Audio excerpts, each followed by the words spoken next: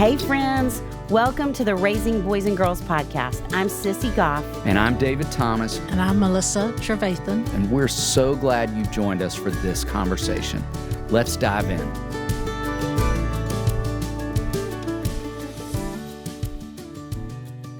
Dr. Michael Gurian is a marriage and family counselor in private practice and the New York Times bestselling author of 32 books published in 23 languages. As a social philosopher, he has pioneered efforts to bring neurobiology and brain research into homes, schools, corporations, and public policy. The Gurian Institute, which he co-founded, conducts research internationally, launches pilot programs, and trains professionals. He also has a podcast called The Wonder of Parenting Podcast, a brain science approach to parenting. You can find his work at michaelgurian.com. Enjoy this conversation with someone we have respected and admired his work for decades. Dr. Gurian, we have long admired your work. It is an honor to have you as a guest on the podcast. Will you begin by just telling us a little bit about yourself and the work you do? Yep. So I'm Michael Gurian. I began studying child development quite early, obviously about 30, 35 years ago. And I gradually, I'm a therapist, and used to be a college professor. Then the Gurian Institute developed. So for the last 25 years, the Gurian Institute, certifies trainers, and we do all this boys and girls work. Boys and girls learn differently, all of that out in communities and schools. I moved into really looking at the neuroscience, starting in the late 80s, early 90s. And so probably the book, The Wonder of Boys, which was my fifth published book, that was the one where I started saying we gotta add neuroscience into, boy, girl, male, female. And so a lot of my work, does that. And I also have a Substack, and I write fiction and poetry. And so I am a writer, but known professionally for this kind of work. And then Tim Wright and I have a podcast, the Wonder of Parenting podcast, doing similar to what you're doing in terms of giving people advice and helping them with their boys and girls. So kind of all over the map in terms of work, I guess. I have my wife, Gail. Gail unfortunately passed away of pancreatic cancer last August. So that was so very fast, sorry. very tragic, absolutely a terrible thing. But regrouping, I have two daughters, both of whom are married in their 30s. So that's kind of my bio. Well, thank you for telling us that. And we're so sorry to hear about your wife. Yes. Pancreatic cancer is awful. No one wants pancreatic cancer. I've never seen anything as devastating, at least in my experience. Yes, absolutely. Well, I was thinking when you were talking about The Wonder of Boys, how often David has used that book in his work with boys, and me, The Wonder of Girls, with my book with girls. Just so grateful. And it was fun to learn more about you and all that you have done, because there's a lot over the years. And so, you have practiced as a therapist, obviously conducted decades of research. You are the New York Times bestselling author of 32 books published. I don't know how you did that, in 23 languages. And so as you've devoted your life to this work, sincerely, what would you say are the biggest changes you've seen with kids and families over the years? And what are some foundational needs that have stayed the same?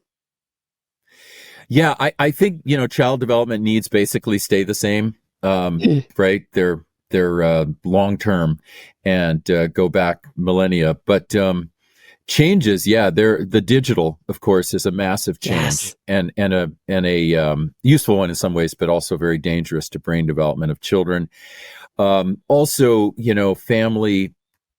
So two things on family that have happened. One is the breakdown to some extent of the extended family, because kids used to, in The Wonder of Boys, I called it the three-family system. Children always used to be developed, and the race doesn't matter, the culture doesn't matter. Kids were developed in three-family systems. They had a somewhat nuclear unit, they had the extended family wraparound, then they had the tribe or the community. And that's how all children developed, and developed, well enough.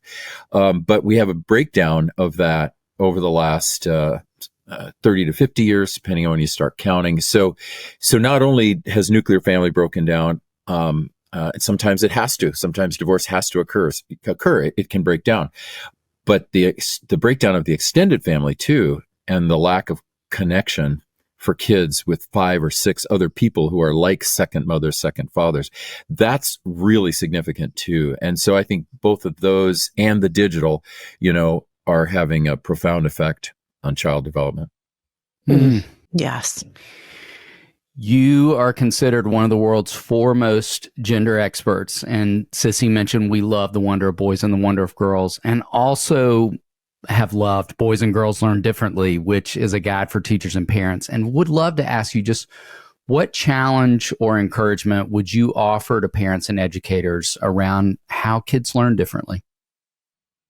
Yeah, the first thing all teachers and parents, hopefully, and counselors, everyone involved, is just study this neuroscience.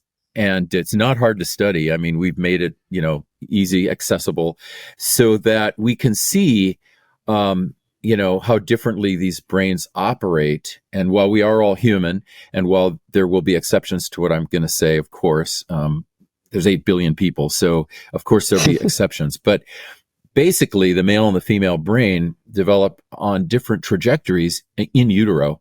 So by 6 months in utero, the male and the female brain have differentiated.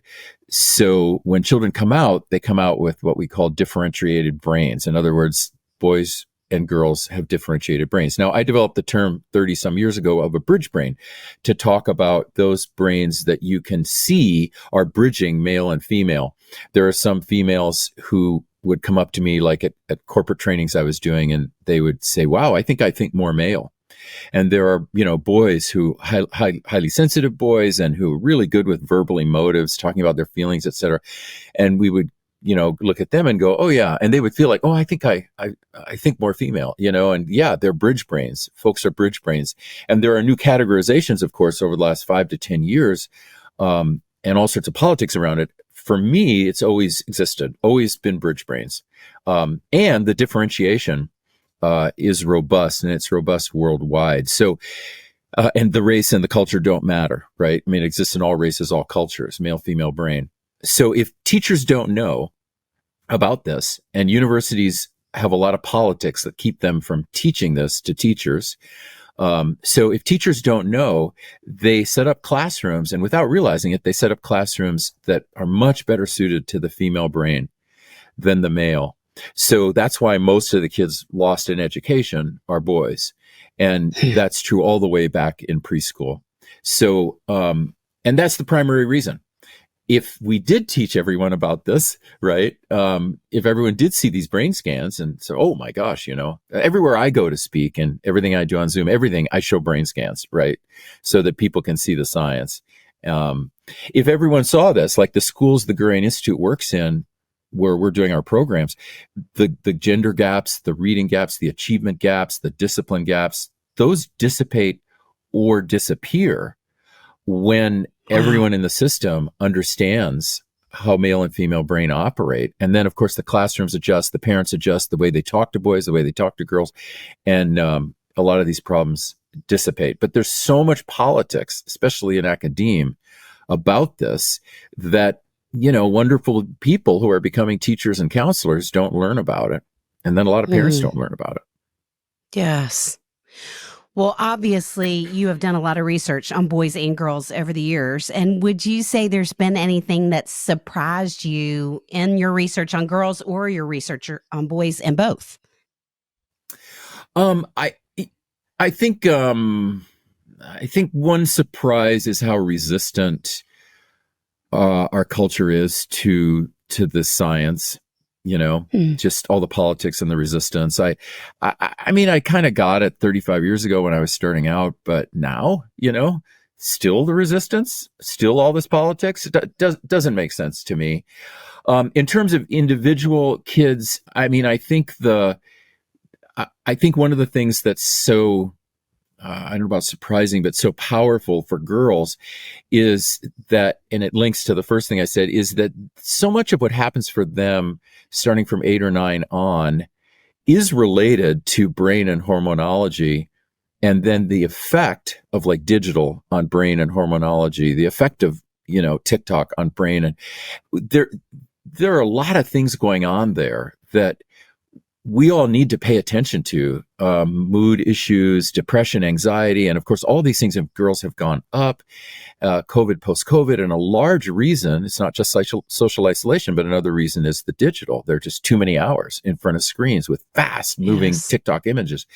So that would be something big on the girl side. And something big on the boy side, I think, is also related, is how the testosterone, so male testosterone has gone down over the last 30 years, around 30%. And that's actually a huge deal, because boys don't go out, or young men don't go out and kill people, because their testosterone is high. They go out and kill people and hurt other people because they're depressed. And low testosterone, right, is comorbid with depression for males. And we have a lot of depressed males.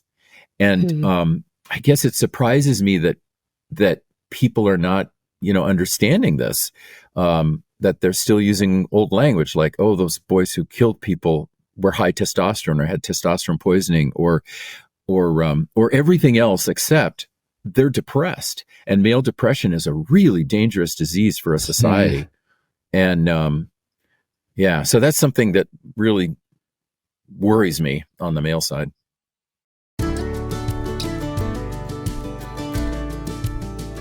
Sissy, I have a riddle for you. What is white and needed every day? Milk. Good guess, but that's not it. I don't know. What is it? It's toilet paper. And I'm about to give you a brief lesson on the history of toilet paper. I am certain I don't know the history of toilet paper, so this should be interesting. Well, fasten your seatbelt. The first perforated toilet paper rolls were introduced in 1890, but it wasn't until 1930 that we officially had splinter-free tissue. Ugh. Prior to that, people just used what was on hand: corn cobs, parchment, and even pages from Farmer's Almanac. I am extremely grateful to have not lived during those times. Me too. The problem is that nowadays we're clear cutting our forest just to make something that we use once and flush down the toilet. That's why I love Real Paper. Real makes a sustainable toilet paper that contains no trees and instead uses 100% bamboo. Real's paper is certified by the Forest Stewardship Council, meaning that they are responsibly harvesting the bamboo grass that's used for their paper. And while the other conventional tree-based papers are wrapped in plastic in the grocery aisle, Real Paper's packaging is plastic-free, compostable, and offers free shipping on all orders. Real partners with One Tree Planted, and with every box of Real that you buy, they are funding restoration efforts across the country. So unlike the other TP that cuts down trees, Real is helping to actively plant them. I love companies that provide good products and are doing good work in the world. Me too. Real Paper is available in easy, hassle-free subscriptions or for one-time purchases on their website. All orders are conveniently delivered to your door with free shipping in 100% recyclable plastic-free packaging. If you head to realpaper.com/RBG and sign up for a subscription using our code RBG at checkout, you'll automatically get 30% off your first order and free shipping. That's REELPAPER.com/RBG or enter promo code RBG to get 30% off your first order plus free shipping. So let's stop flushing our forest and try Real's tree-free paper. Real is paper for the planet.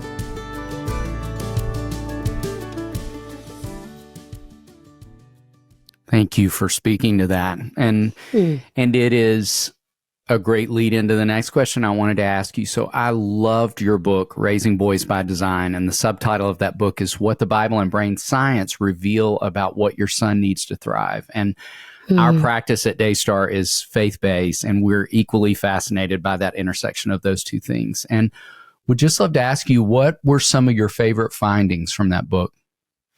I'll tell you, my most favorite finding. Okay, so I'm Jewish, right? And I wrote that book with Dr. Gregory Jantz, who's a fundamentalist Christian. And we were friends, and we had worked together. We had done Helping Boys Thrive events together and all sorts of things. And, and so when Waterbrook Multnomah said, why don't you do this book? Initially I was like, well, I don't know. I'm not Christian. I'm Jewish. I mean, I'm a believer, but right. It's different. So it was like, but the decision was made that I would just bring the brain science in, right? And Dr. Jantz, Greg, would bring in Bible. And I'll tell you what surprised me and really moved me was that in about 90 to 95% of what the brain science is showing and the Bible is saying, there's a match. So that's a lot, that's huge. So that really moved me. And I think is very interesting. It ought to be interesting for secular readers and for Christian readers, that there is a match, that you have to interpret things a certain way, obviously, but that there are some things going on that have been going on for millennia, that make sense. And that match up. The past and the future and the present can match up. That was the biggest deal to me. Thank you. We really respect the work that you're doing at the Gurian Institute. Will you talk more about that work and how you're hoping to equip and encourage parents, educators, and administrators there? Yeah, absolutely. We're trying to get everyone involved, because if we just train teachers and the parents, right, don't hear from us or hear about it, then they'll go, what are the teachers doing? And that's wrong.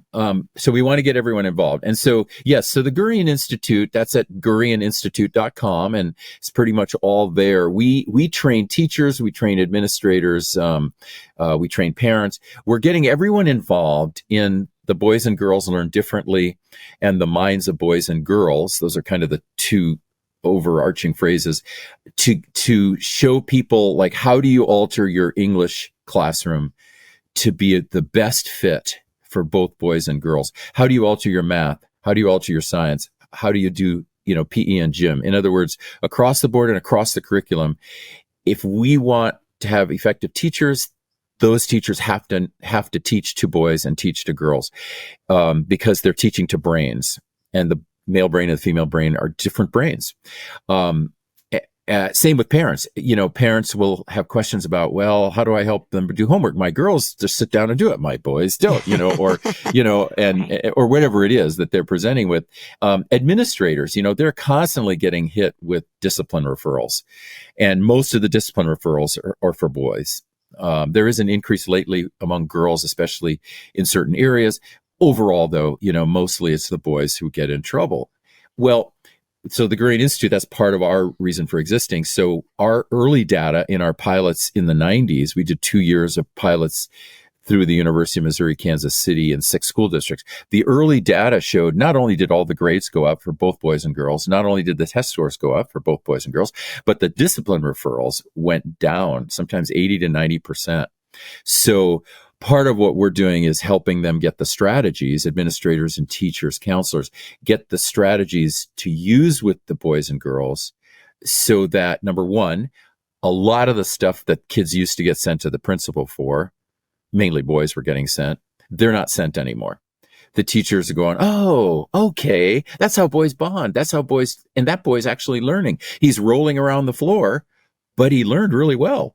He got an A, so so a lot of that stuff's not going to the principal anymore. And then also the boys are better behaved, and the girls as well, because the classroom management has shifted. It's really well done now for the brains of these kids. And so kids don't have to act out as much. They don't have to, try to get attention or talk back to the teacher or whatever, because things are working better for them. So the Gurian Institute, we've existed for 26 years now, and we train trainers. So we have a number of trainers who go around and do the trainings. And then I, of course, go around as well. And then we do a lot of online classes and trainings. And that's at gurianinstitute.com. Can I ask one quick follow-up question? Please. I would love for you, if you just had kind of one teaser for parents. I mean, I'm thinking particularly about parents of boys who are struggling to get them to do their homework. Is there a takeaway, kind of one nugget you would offer? Oh, yeah. I'll go multiple because I talk fast, so I can give more value. Okay. Let's say, number one, that male brain goes to a rest state where it goes completely blank. And so we need to keep that in mind. The female brain does not. So when the boys come home, it's often they need to go for a run or punch the punching bag or throw the ball back and forth or do their chores or do any number of things to transition them. So coming home and then sitting down and doing homework often is the wrong move. It's going to create a lot of issues. Everyone's going to fight, et cetera. But it's wrong for their brains, right? So get them moving around, throwing balls back and forth, all the spatial stuff. Have them do things that give them a half hour to an hour. And that would include athletics. And then also make sure they've eaten, right? So if they're doing athletics, like let's say athletics are 3 to 5, probably don't do the homework at 5. Have them eat, get some sustenance, do something else together, bonding, and then, do the homework. And then while trying to get them to do the homework, let's say, if they're having trouble writing or doing something, let them move around, throw balls back and forth, because this triggers the right side of the male brain. The right side of the female brain's already triggered, doesn't need extra triggering, but the male brain, it does. So the ball back and forth helps with that, squeezing a squeeze ball, anything that will get the spatials involved so that then they can settle down and do the words. Those are a few takeaways. Ooh, that's so helpful. I love that. Thank you so much. Good. You bet. You wrote a great book called Nurture the Nature. The subtitle is Understanding and Supporting Your Child's Unique Core Personality.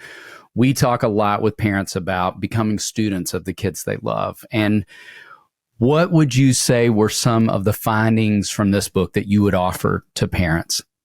I love the way you put it. So Nurture the Nature is probably just like what you're doing, where the big philosophy, the reason I wrote it, sort of the parenting philosophy part, is that I do not just brain research, but genetics research. So since 2003, it's very clear that every child comes in with a genetic template and package that includes their talent set, all sorts of things, and their personality.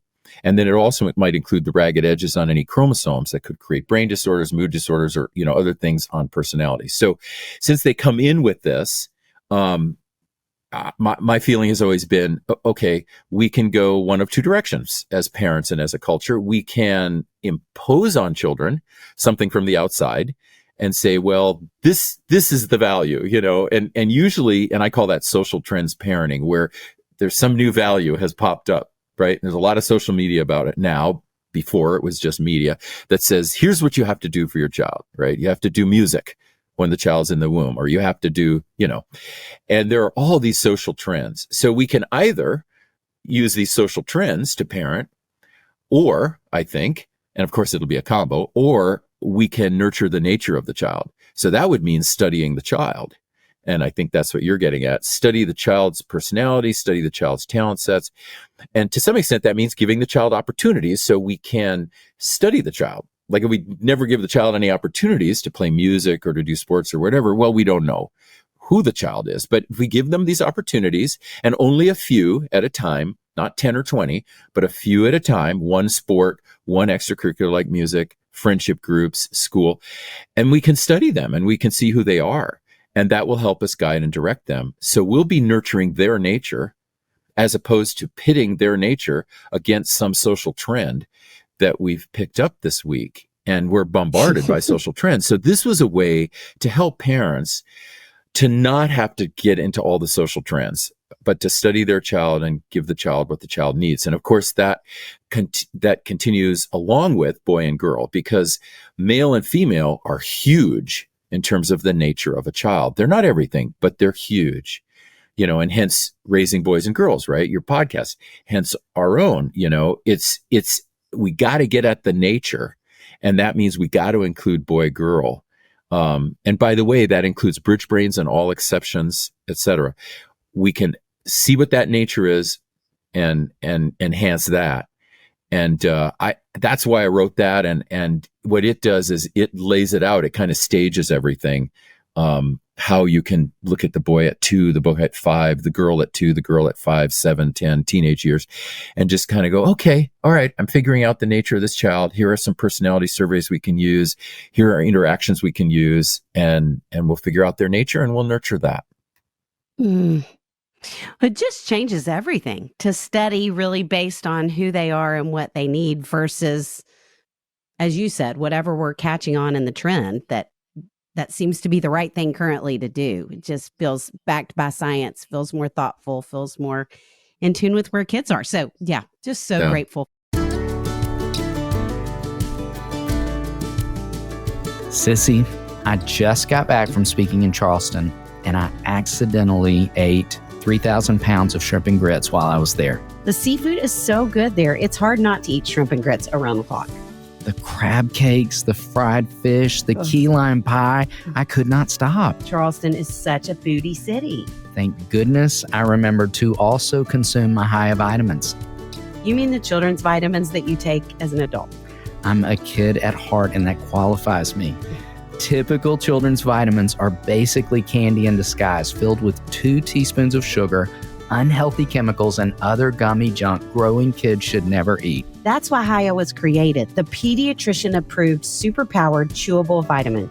Haya fills in the most common gaps in modern children's diets to provide the full body nourishment our kids need with a yummy taste they love.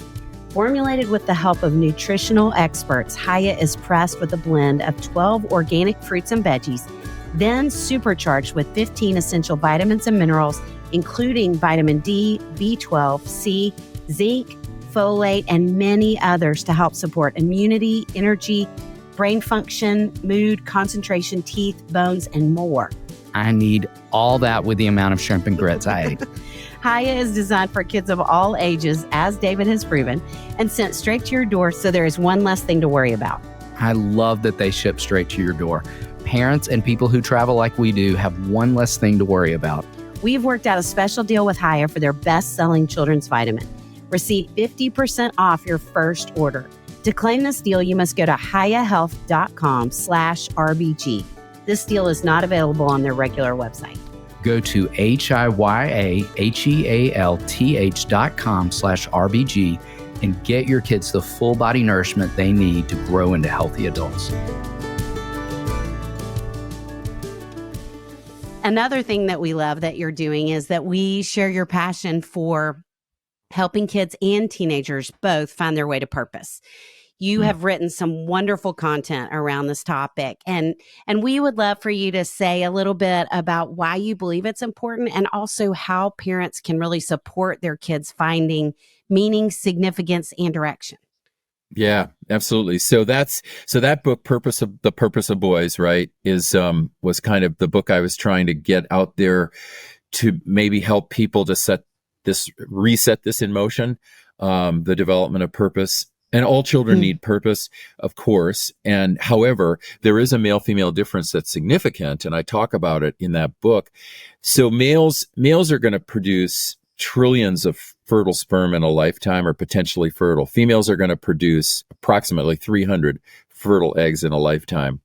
So that's a scientific fact that's also metaphorical for a massive amount of what's going on in the world. And throughout human history, because girls menstruated and because it was very clear what their purpose was. Now, we know in modern times that men and women are equal and women can do it, men can do it, etc. So it's not a limiting to her. She doesn't just have children, no.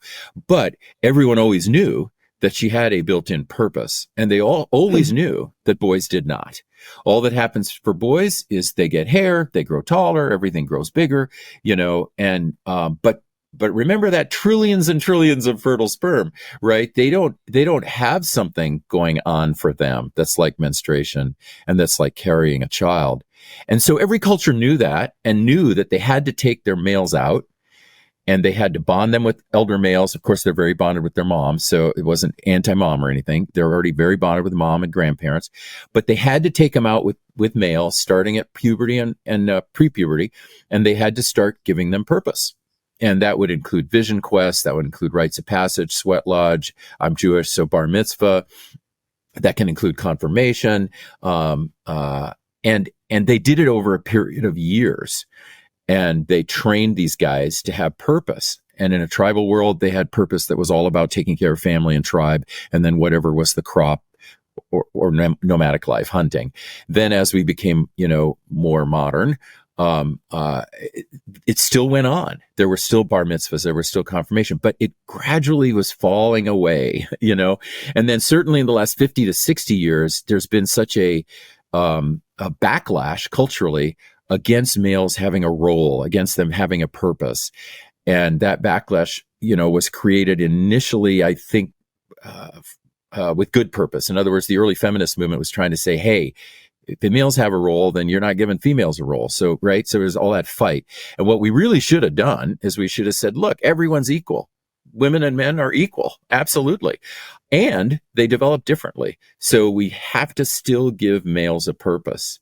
And, so Pastor Tim Wright and I, he called me about 20 years ago and asked me to help his church. And we became very good friends, and we do our Wonder of Parenting podcast together. He and I are on that together. And he and I developed over a period of years, rites of passage, experiences that were built on my heroic model that's in The Purpose of Boys. And those are a way for us to say, yes, you can, everyone can do this. Everyone can give their boys a purpose, and they'll still be giving their girls a purpose, but everyone can give their boys a purpose in a way that's male specific, and that guys will grab onto, and that will also increase the bond between elder males and the boys, because you got to have the bond, right, to do the teaching. So you're getting the bond, and the father-son bond and the elder male bond with the boys. And meanwhile, they're learning values and all sorts of important moral lessons and lessons about self. And all of that, is sort of the purpose of boys. And so what we want is for them to have a purpose by the time they're 18 to 20 to 22, like they really know they are going to have a purpose, and it'll be multiple things, but they have a sense that I am living with purpose. If they do that, they're going to wreak much less havoc on a society, and they're just going to be great, better dads, better friends, better community members, right? It's males without purpose that should absolutely scare us. Yes. I've long believed that. I love all of what you've offered in that space, and all of what you have offered this conversation. We don't want it to end. It has been so rich and meaningful to share this conversation with you. And we like to end with something fun and food related. We'll ask those questions in a minute. But first, will you just tell folks where they can find your work so we make sure we've covered all the bases in terms of what you're doing? Oh, well, thank you. Yeah, the Gurian Institute website is gurianinstitute.com, Gurian, Gurianinstitute.com. And that's kind of a mothership for anyone in the professional sphere. MichaelGurian.com is my website. It's linked to everything as well. I have a Substack, michaelgurian.substack.com, if people want to subscribe there and join. And then we have the Wonder of Parenting podcast, a brain science approach, where basically I'm answering parent questions, and going into the brain science. So I think those are probably the best way to get me. If people want to get books, of course, just go to Amazon and you'll type my name in. Great. And get the books. You. Get all the books. We are such fans. Find your way to all those resources. Well, the ones we've talked about maybe would be a good place to start. Yeah, I have a writing disorder, so I can't stop writing. And we're grateful you can. Yes, we have benefited. We're grateful.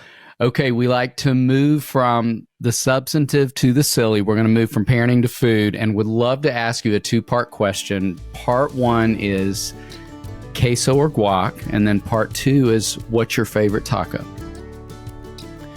Guac for me, and fish tacos. Great choices. Yes. Outstanding. Well, we have some great spots in Nashville. If you ever find your way here, we'd love to take you to one of those and say thank you again for offering your wisdom and voice to this time. Thank you. And to the world. We're just so grateful for you. Yes. Well, thank you. Have me on anytime. And thank you for you two. You guys are doing incredible work. So mutual admiration. Thank you. Definitely.